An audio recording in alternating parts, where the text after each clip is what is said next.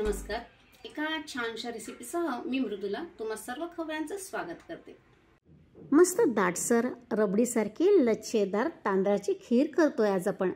पितृपक्षात ही खीर पितरांच्या नैवेद्यासाठी घरोघरी केली जाते. पण आज आपण ही खीर झटपट व अजूनच चविष्ट कशी करायची हे पाहणार आहोत. अगदी नेहमीचेच मोजके साहित्य, पण करायची पद्धत थोडीशी वेगळी आणि जबरदस्त चवीची कॅरेमल फ्लेवरची सुमधुर अशी तांदळाची खीर तयार होते. तर चला झटपट आपल्या रेसिपीला सुरुवात करूयात. आपल्या तांदळाच्या खीरीसाठी म्हशीचं फुल फॅट 1.5 लिटर दूध मी या कढईमध्ये गरम करायला ठेवलेला आहे. 4 टेबलस्पून मी हा तुकडा बासमती तांदूळ घेतलेला आहे. तुम्ही कुठलाही सुगंधित तांदूळ घेऊ शकता किंवा अगदी रोजच्या वापराचा तांदूळ घेतला तरी चालेल.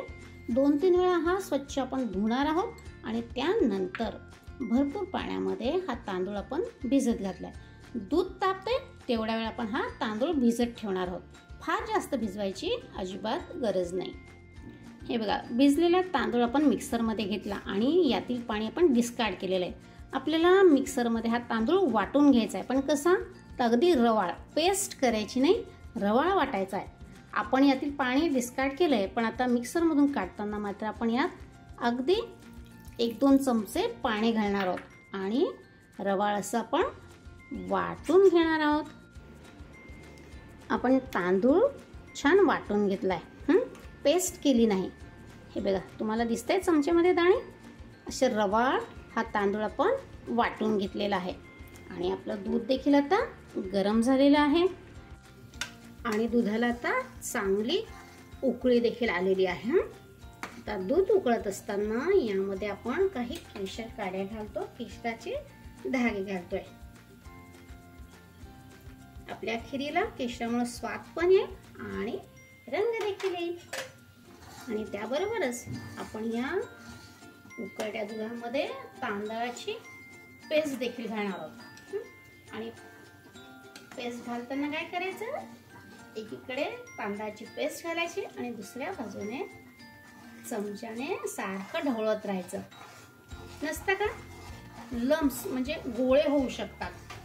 परफेक्ट, पटपट पटपट आपण ढवळून घेतलंय, अजिबात गोळे झाले नाहीत बरं का.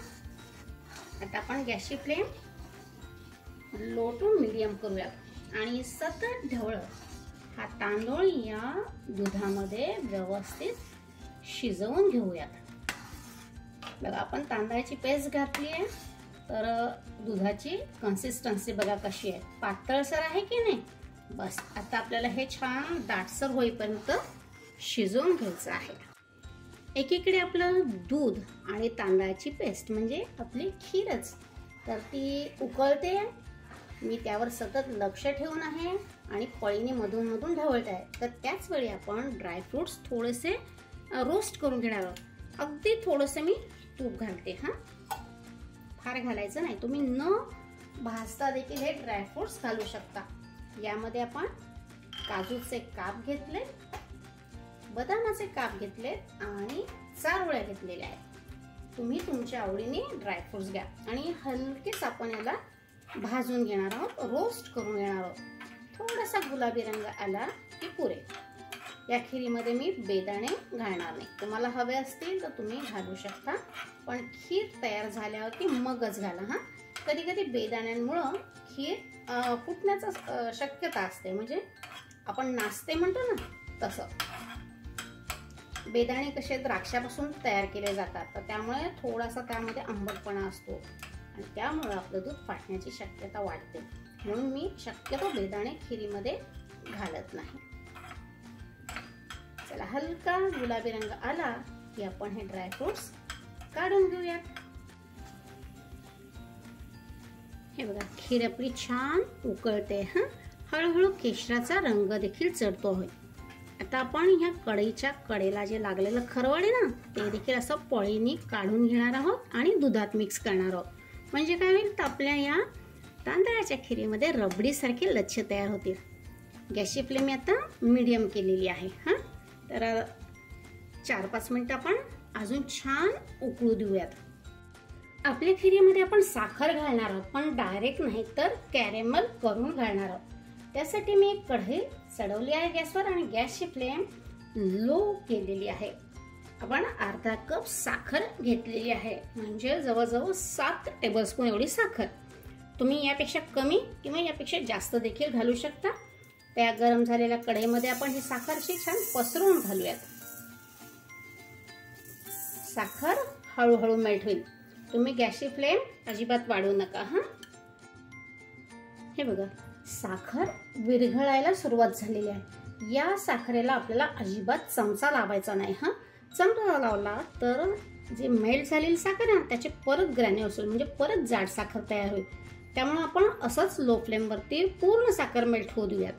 साखर मेल्ट होईल आणि त्यानंतर मग आपल्या त्या पाकाला हलके हलके कलर चढायला सुरुवात होईल. हे बघा, असं थोडंसं आपण कढई फिरवून घेऊ शकतो. बघा, कलर देखील यायला सुरुवात झालेली आहे. आपल्याला कसा कलर हवाय कॅरेमलचा, तर कोरा चहा असतो ना, बिना दुधाचा चहा, अगदी तसा कलर आपल्याला हवा आहे. बघा, मी अख्खी कढईच फिरवते आहे. चमचा अजिबात लावलेला नाही. सुरेख. थोड्याच वेळात सर्व साखर मेल्ट होईल. साखर पूर्ण मेल्ट झाली आहे आणि आपल्याला हवा तसा कॅरेमलला कलर देखील आलेला आहे. बघा, मस्त.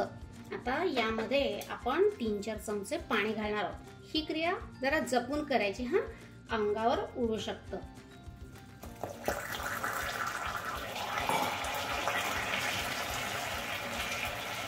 पाण्यामध्ये ही साखर जी आहे ना ती पूर्ण विरघळून जाईल. म्हणजे आपण पाणी घातल्यामुळे ती थोडीशी सॉलिड झाली होती, हो की नाही. आता आपण पळीने ढवळूयात, म्हणजे आपलं छान पातळसर कॅरेमल तयार होईल आणि मग ते आपण आपल्या खिरीमध्ये ओतणार आहोत. हे बघा, मी तुम्हाला म्हटलं ना, थोडीशी अशी सॉलिड तयार होईल साखर. तर आहे, झालेली आहे बघा. पण ती काळजी करू नका, ती पाण्यामध्ये छान विरघळते. आपण गॅसची फ्लेम थोडीशी मिडियम करूया आणि ही जे सॉलिड तयार झालेलं विरघळून घेऊयात. आणि विरघळलं की आपल्याला हा गॅस बंद करून घ्यायचा आहे. परफेक्ट. हे बघा, शुगरचे तयार झालेले सॉलिड सगळे विरघळलेत बघा पाण्यामध्ये. मस्त, खूप सुरेख कलर आलाय आपल्या कॅरेमलला. आपण गॅस बंद करूयात. तुम्हाला मी कॅरेमलचा कलर दाखवते. हे बघा, असाच दिसतो की नाही कोराच्या. परफेक्ट. आपल्याला अशाच कलरचं छानसं सोनेरी गोल्डन कलर म्हणतो ना, तशा कलरचं हे आपलं कॅरेमल तयार झालेलं आहे. आता हे कॅरेमल आपण खिरीमध्ये ओतून घेऊयात.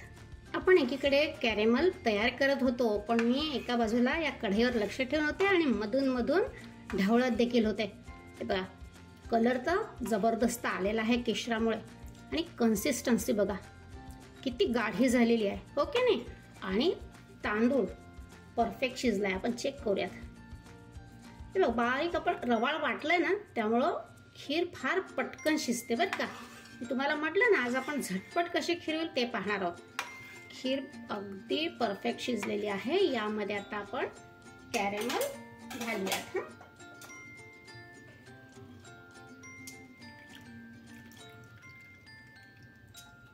आणि छानसं ढवळून घेऊयात.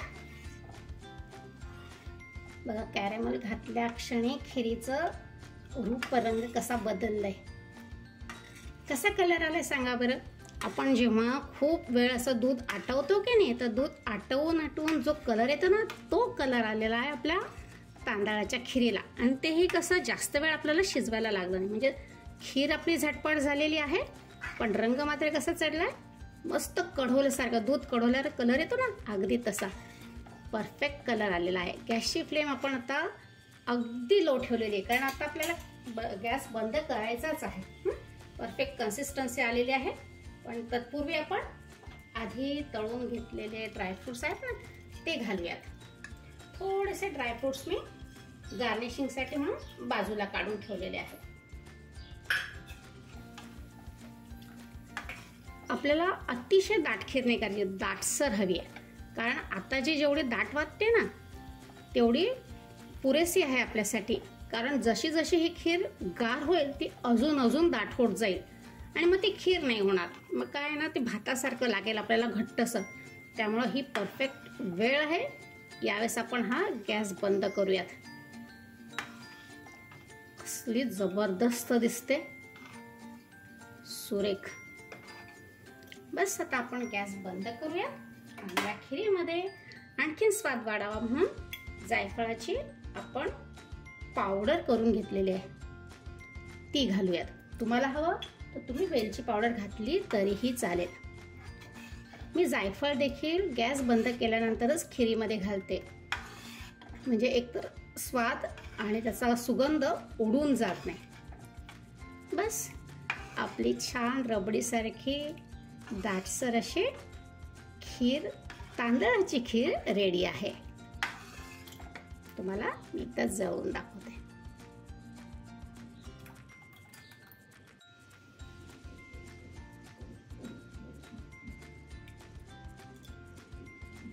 खिरीची कन्सिस्टन्सी तुम्ही बघू शकता. आता अगदी गरमागरम आहे ना, म्हणून ती तुम्हाला एवढी पातळसर वाटते. पण तुम्ही यापेक्षाही जास्त दाट आता शिजवू नका. नसता काय होईल, थोड्या वेळाने जेव्हा खीर दाट होईल, गार होईल आणि मग खूप दाट होईल. त्याकरता आपण अशी कन्सिस्टन्सी ठेवलेली आहे. बघा अगदी रबडीसारखी दिसते की नाही, आणि चव देखील तशीच आहे. आणखीन एक मी तुम्हाला त्या क्षणी सांगायला विसरले की आपण कॅरेमल घातल्यानंतर देखील एक अशी छान खळखळून उकळी काढली होती. आणि त्यानंतरच आपण ड्रायफ्रूट्स आणि जायफळ पावडर घातली होती. कसली जबरदस्त आपली तांदळाची खीर झालेली आहे. बस आता वरती आपण बाजूला काढून ठेवलेले थोडेसे ड्रायफ्रूट्स आहे, त्याने गार्निश करूया.